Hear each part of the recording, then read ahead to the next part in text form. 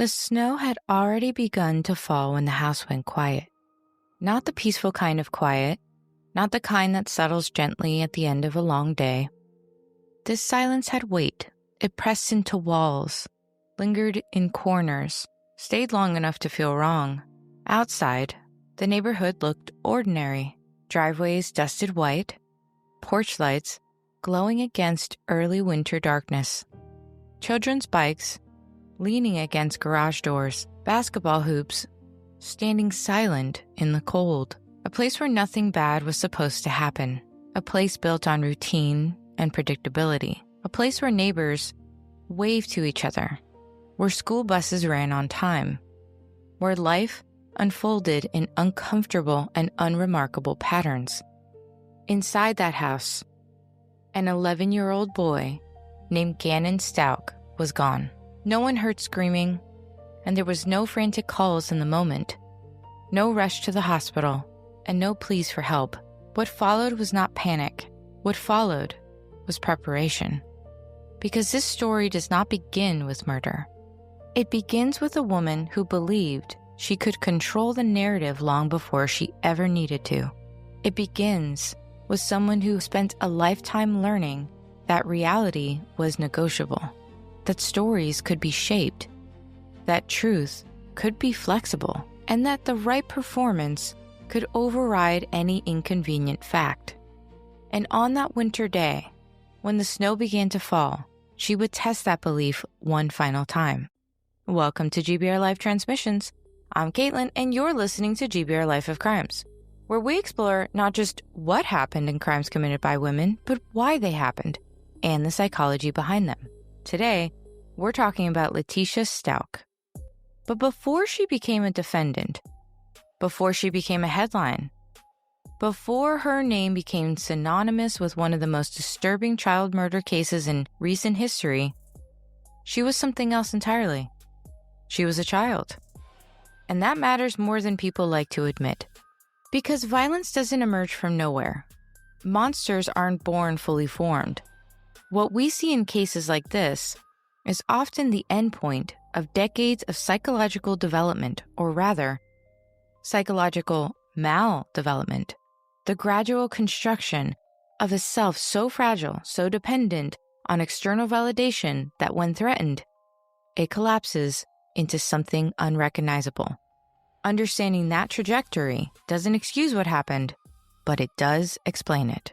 An explanation is the first step toward prevention. Letecia Stauch was not born violent. There was no record of early childhood cruelty, no documented pattern of physical aggression that would have predicted where her life would eventually lead. What does appear consistently is something quieter. A deep insecurity paired with an equally deep hunger to be perceived as exceptional. From a young age, Letecia wanted to be seen as intelligent, capable, important. She craved recognition. Not causal praise, but validation that placed her above question.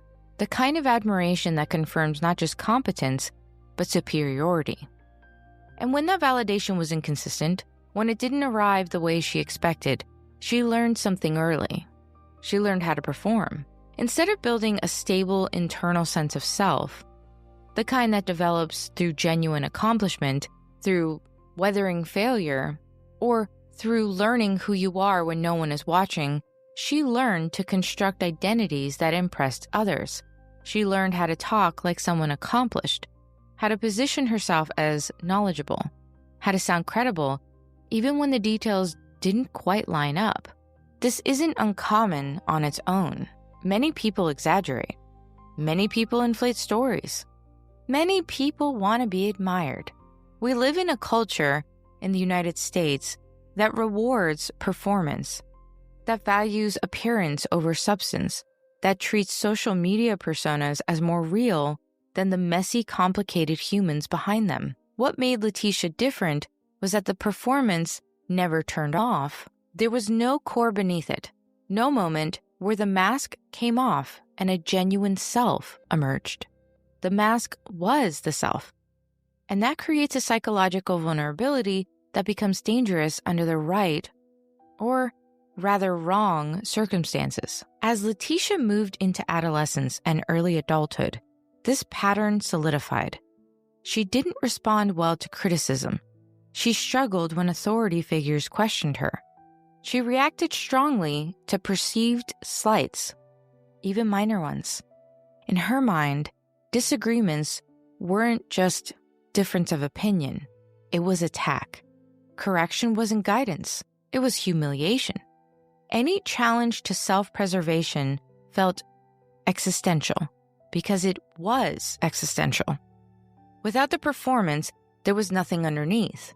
Psychologically, this is where vulnerability hardens. Instead of learning resilience, the ability to absorb setbacks and adapt, she learned avoidance. Instead of learning accountability, the capacity to acknowledge mistakes and grow from them, she learned deflection. And instead of learning self-regulation, which is the skill of managing emotions without externalizing them, she learned manipulation. The truth became flexible. Stories became adjusted mid-telling. Details could be embellished or omitted depending on the audience. Credentials could be implied even when they weren't real. A degree mentioned vaguely. Experience inflated subtly. Authority claimed through confident assertion rather than demonstrated competence. And most importantly, she learned that if she spoke confidently enough, many people wouldn't challenge her because we're socially conditioned to accept confidence as evidence. We assume that people who sound certain must know what they're talking about. We're uncomfortable confronting someone who seems so sure of themselves. This is where control first becomes central, because when someone relies on control to protect their self-image, losing that control becomes terrifying. It's not just inconvenient or frustrating. It threatens entire sense of identity. And people do extreme things to protect their identity when they believe they have no other option. By the time Letecia entered adulthood, her identity wasn't fixed.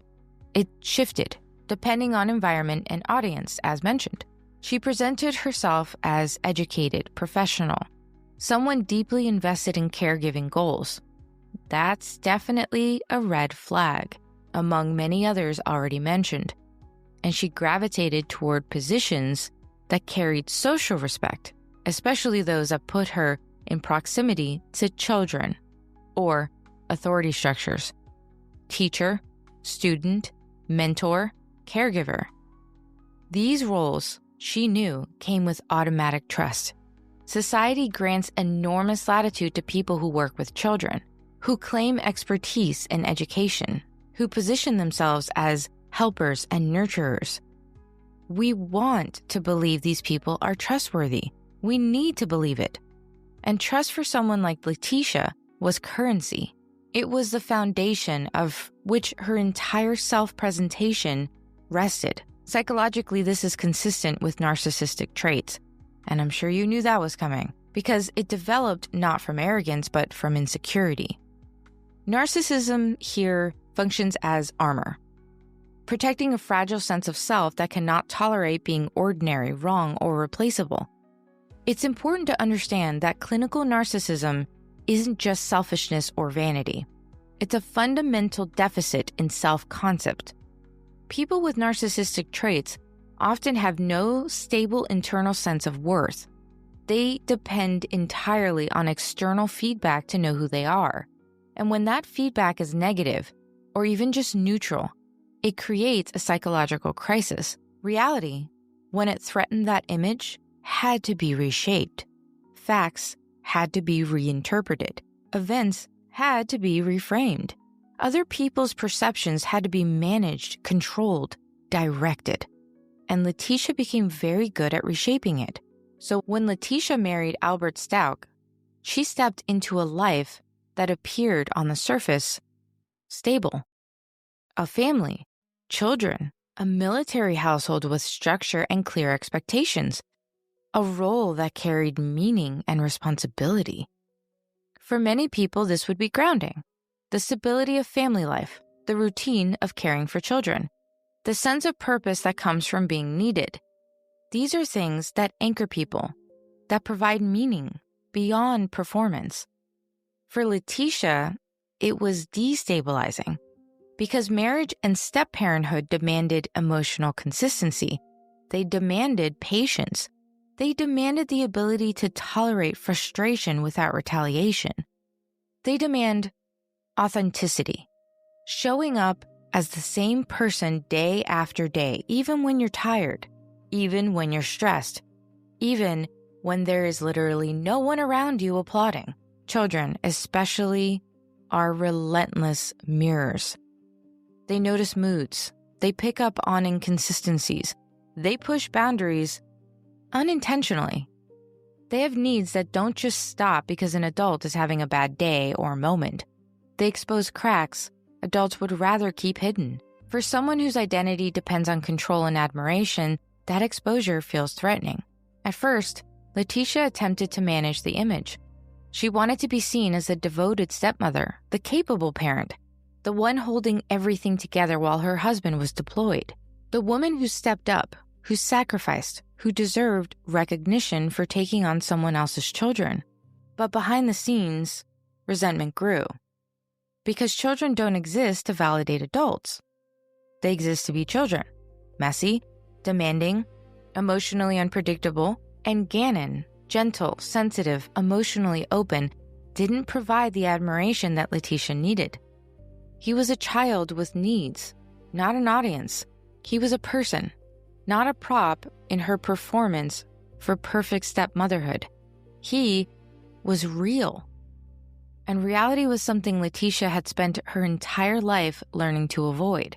And this is a critical point in her story. Letecia didn't suddenly become violent. She became increasingly rigid. Rigid thinking is dangerous. It narrows options. It turns frustration into entitlement. It reframes other people as obstacles instead of individuals. It creates a mental framework where the world is divided into two categories: things that support your self-image and things that threaten it. When you operate from that framework, empathy becomes impossible, because empathy requires seeing other people as fully human, with their own needs and experiences separate from how those needs affect you. Letecia had lost that capacity, if she ever actually had it to begin with. So by early 2020, Letecia's internal structure was already under strain. Her marriage was unstable, which is very common for military households because of deployment. There were tensions, arguments, and slow erosion of whatever connection that had once existed. Her authority, when the household felt fragile, and how Gannon really didn't respond to her the way that she needed, was beginning to cause her self-image to crack. The performance was becoming harder to maintain. The gap between who she claimed to be and who she actually was had grown too wide to bridge. And Gannon, who had been ill and home from school, became emotionally vulnerable at the exact wrong moment. He was home more. He needed more attention. And he was struggling with something.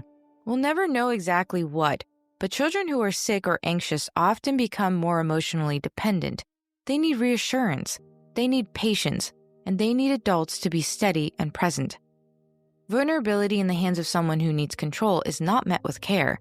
It's met with resentment, because vulnerability demands something narcissistic people can't give: genuine connection without performance. So in the days leading up to Gannon's disappearance, Letecia appeared increasingly agitated. Small stressors felt large. Minor disruptions felt personal. But the thing is, there was no dramatic warnings. No explosive confrontations that outsiders would later point to.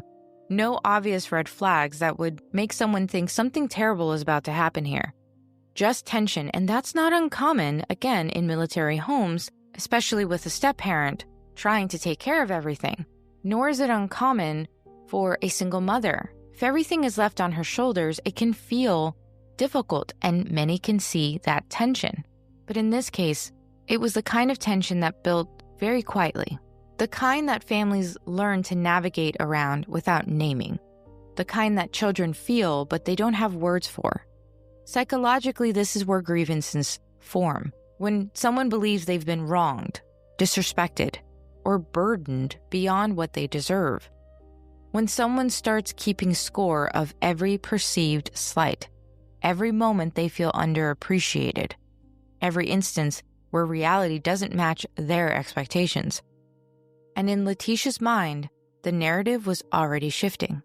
She was no longer the caretaker sacrificing for her family.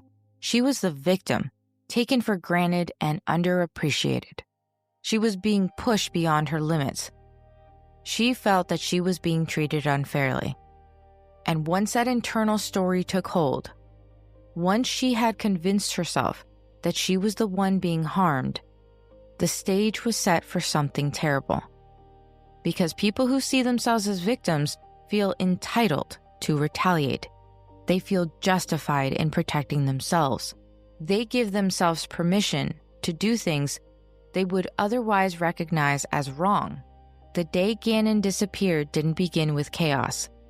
It began like any other winter day, cold, quiet, the kind of Monday morning where routines unfold automatically. Breakfast, getting ready, the familiar patterns of family life. He trusted her. He got into her car. He followed her lead because children trust the adults who live with them. They have to. They have no other choice. Their survival depends on believing that the person caring for them will keep them safe. And that trust is sacred. And that trust, however, would not be returned. What happened next would later be reconstructed through evidence, not confession. Through blood patterns, not testimony. Through physical reality, not the stories that Letecia would tell. But at this point in the narrative, what matters most is this. When the moment arrived, Letecia didn't stop. She didn't seek help. She didn't protect him. She crossed a line that she could never uncross. And once she did, there was no version of the story where control could be restored without destruction. The line, once crossed, didn't announce itself. There's no moment where everything suddenly feels unreal. No dramatic shift where a person realizes they became someone else. What happens instead is quieter. A decision was made, then another. Then steady movement forward, as if turning back was never an option. By the time Letecia stood inside that house again, the story had already changed in her mind. Not because she was confused, because she was committed. And commitment in this context means finishing what she started. It meant eliminating the evidence. It meant constructing the narrative that would protect her from consequences. What happened to Gannon was not an accident that spiraled. It was sustained, it was personal, and it required proximity. Evidence would later show that he was attacked in his bedroom. The house was cleaned, evidence was disturbed, items were moved, blood was addressed. Time passed, precious time that any other scenario would have been spent saving a child's life. Neighbors remembered seeing Gannon get into Letecia's car that afternoon, which means after she attacked him, he still went into the car with her because she was still the only adult that he thought he could maybe now trust. Maybe he was getting some help. A home security camera from across the street captured the moment. Gannon getting into the vehicle, Letecia driving away. Hours later, the car did return. Letecia got out, but Gannon did not. He didn't wander away, he left with her, but he didn't return. She later reported him missing, but only after she figured out her story. And this is the moment where control began to slip, because no matter how well crafted the story, physical evidence doesn't lie. As investigators asked questions, Letecia responded the only way she knew how. She escalated. The story changed. A stranger approached the house. A red truck had been circling the neighborhood. Someone abducted Gannon while she was distracted. She herself had been assaulted, pushed down, injured while trying to protect him. Each version contradicted the last. Each detail shifted just enough to keep the narrative unstable. Confusion became a tool. If investigators couldn't pin down a consistent timeline, maybe they couldn't build a case. But chaos doesn't erase evidence. And while Letecia was busy constructing stories, investigators were building a case based on facts. One of the most disturbing aspects of Letecia's behavior wasn't what she said, but what she focused on. She spoke about herself at length. Her trauma, her exhaustion, her fears, her injuries, how hard she worked as a stepmother, how much she had sacrificed, how unfair she was being treated by investigators. Gannon rarely took center stage, and when he did, it was a problem, a stressor, a burden, a child who was difficult, who had behavioral issues, who caused chaos in the household. At one point, she told a story about a fire inside the house, claimed Gannon had caused damage accidentally while playing with a candle, framed the event as overwhelming and frightening, and suggested that she had been at her breaking point even before his disappearance. This wasn't explanation, it was justification. She was planting the idea that Gannon was difficult, that he caused chaos. She was planting the idea that Gannon was difficult, that he caused chaos, that he pushed her, that she was a victim of his behavior, not the other way around. Then they found the blood in Gannon's bedroom. More than could ever be explained by an accident. A bloody handprint on the wall. Blood soaked into the carpet underneath his bed, evidence of attempts to clean, but blood is remarkably persistent, and every piece of evidence pointed back to the same conclusion. Whatever happened was inside that house, and Letecia was the only adult present. As investigators closed in, Letecia's behavior became increasingly erratic.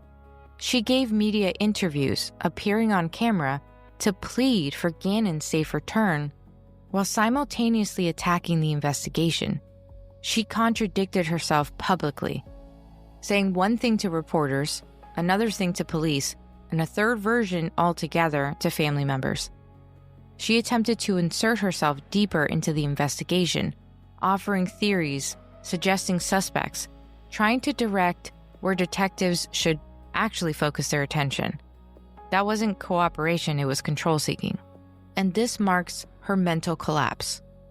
When a carefully maintained self-image begins to fracture, the response is often overexposure rather than retreat.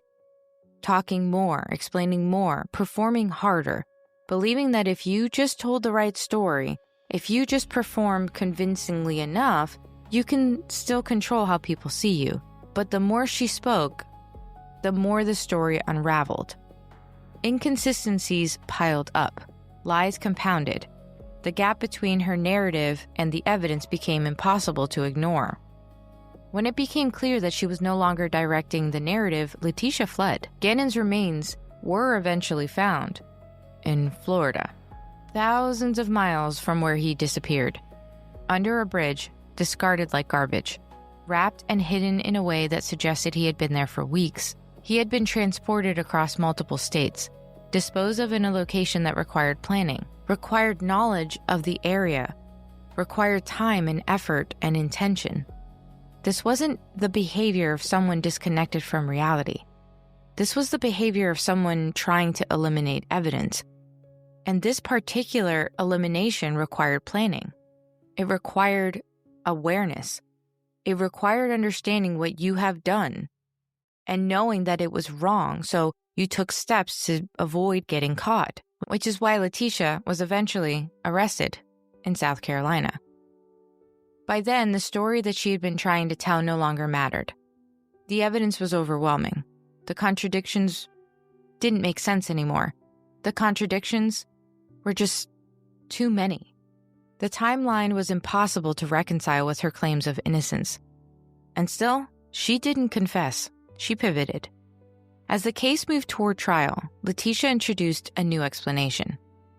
Again, without confession, but she did start to claim mental illness, multiple personalities, disassociation, memory loss, an alternate identity altogether that committed the crime while she was unaware. This wasn't introduced immediately after the crime. It emerged later, strategically, when legal consequences became unavoidable. Again, without an actual confession. So the timing here is critical. True dissociative disorders don't appear on demand. They don't surface only when accountability arrives. They don't conveniently explain criminal behavior while leaving the rest of the person's life completely functional. It was clear strategy. One final performance. In court, Letecia presented herself as fragmented, disconnected, unaware of her own actions. She claimed that an alternate personality named Maria had committed the violence, that she herself had no memory of it, that she was just as much a victim as anyone else. But forensic psychologists are trained to recognize performance. They know the difference between genuine disassociation and manufactured symptoms. Experts testified that her symptoms were inconsistent. Her memory failed selectively. She couldn't remember the crime, but she remembered everything before and after in perfect detail. Her behavior shifted depending on context. Fragmented in court, perfectly coherent in jail recordings. The jury listened, and they understood. So she was found guilty of first-degree murder, child abuse resulting in death, and tampering with a deceased body. Her sentence? Life without the possibility of parole. The performance was over. Even after conviction, Letecia didn't display genuine remorse. In victim impact statements, when Gannon's family spoke about their loss, Letecia showed no emotion. When the judge described the horrific nature of the crime, she appeared unmoved. When the sentence had been handed down, she maintained the same detachment performance she relied on throughout the trial. This is important because remorse requires empathy, and empathy was never actually present here. The thing with a person like her, the thing that mattered the most, was that Letecia lost control, and that meant more to her than anything else. This wasn't psychosis. This wasn't a break from reality. This wasn't a woman overtaken by voices or delusion. This was fragile identity built entirely on image. And Gannon, he was 11 years old. He was gentle. He was so trusting he got into the car with her, even after she hurt him, even after she didn't quickly go get help. Who knows what he was thinking? But he trusted her anyway. He was a little boy who loved video games and sports. He had friends who missed him. He had a father who was away because of work, and he loved him. And he had a future that should have included middle school dances, high school graduation, first jobs, first loves, all the ordinary precious moments that make a life. He was just a child who deserved safety, and he didn't get it. And the greatest failure in this story isn't just what happened to him. It's how easily someone convinced themselves that his life was expendable, that their image, their comfort, their need to maintain control mattered more than his existence. This case isn't just about murder. It's about emotional danger. It's about unchecked control. It's about what happens when adults prioritize self-image over responsibility. It forces us to confront the reality that harm often begins long before violence, that emotional abuse, manipulation, and control-seeking behaviors create environments where physical violence becomes possible, and that children rely entirely on adults to protect them from what they cannot escape. That's why cases like this matter, not just because of what happened, but because of what we can learn about prevention, about recognizing the warning signs, about understanding that people who cannot tolerate being questioned, who need consistent validation, who rewrite reality to protect their self-image, these people are dangerous, especially to the vulnerable, especially to children. Letecia spent her life crafting narratives. In the end, none of them survived the truth. What does remain is a child whose voice was silenced, and a story that reminds us why accountability matters more than appearances. Because when someone shows you who they are through patterns, not words, believing them may be the difference between safety and tragedy. On a small scale, global scale, national scale, when someone's need for control overrides their capacity for empathy, danger isn't theoretical, it's present, it's active. It's waiting for the right circumstances to emerge.